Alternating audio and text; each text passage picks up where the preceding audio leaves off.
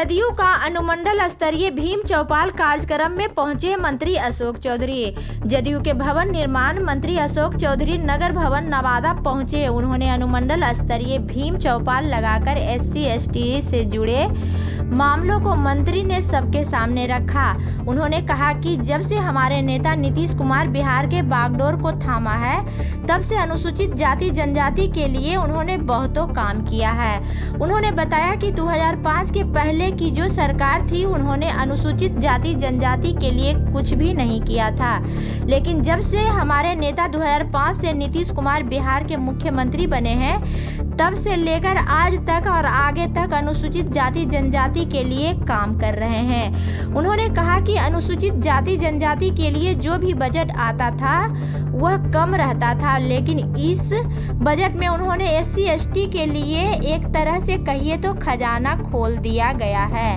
उन्होंने यह भी कहा कि अति पिछड़ा वर्ग के लिए या फिर अनुसूचित जाति जनजाति के लिए जो बच्चे पढ़ने में सक्षम नहीं थे, उनके लिए स्टूडेंट क्रेडिट कार्ड बनवाया कि हमारे बिहार के बच्चे पढ़ सके। जो बच्चे IAS IPS बनने का सपना देखते थे और उन्हें पढ़ने में पैसे की वजह से कठिनाइयां आती थी, तो हमारे नेता ने उन सारे बच्चों के लिए 1 लाख रुपये तक का बीमा देने का काम किया है। और उन्होंने यह भी कहा कि अगर जो स्टूडेंट यह बीमा नहीं चुका पाएंगे, उसका बीमा हम माफ़ कर देंगे। स्कूल की बच्चियों के लिए उन्होंने कहा कि हमारे नेता ने देखा कि जो 6ठी क्लास में मेरी बच्चियों पढ़ रही है, उनके पास स्कूल जाने के लिए ड्रेस नहीं है, ड्रेस के कारण स्कूल नहीं जा पा रही है, तो हमारे नेता ने पोशाक योजना चलाया और आज हमारी बिहार की बच्चियां सभी स्कूल में पढ़ने के लिए जा रही है।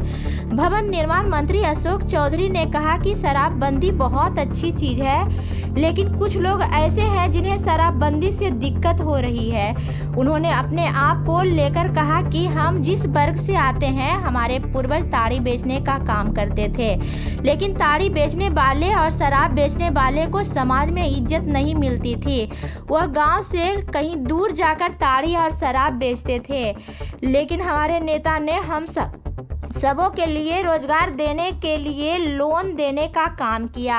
उन्होंने मुस्लिम समुदाय के लोगों के ऊपर भी कहा कि हम किसी समुदाय से वाद विवाद ना करें, क्योंकि मुस्लिम समुदाय कहीं दूर से नहीं आया, वह हमारे ही पूर्वज हैं। उन्होंने बुद्ध का नाम लेते हुए कहा कि बौद्ध धर्म अपनाने वाले कोई भी देश ही नहीं था और हमारे ही मुस्लिम समुदाय के लोग थे। यूपी के मुसलमानों के लिए कहा कि आज यूपी में जो जाट मुसलमान हैं, वह जाट कहलाते हैं। Bureau report DL Bharat news. Bihar राज्य की हर एक छोटी बड़ी खबरों से अपडेट रहने के लिए DL भारत न्यूज़ को लाइक व सब्सक्राइब करें।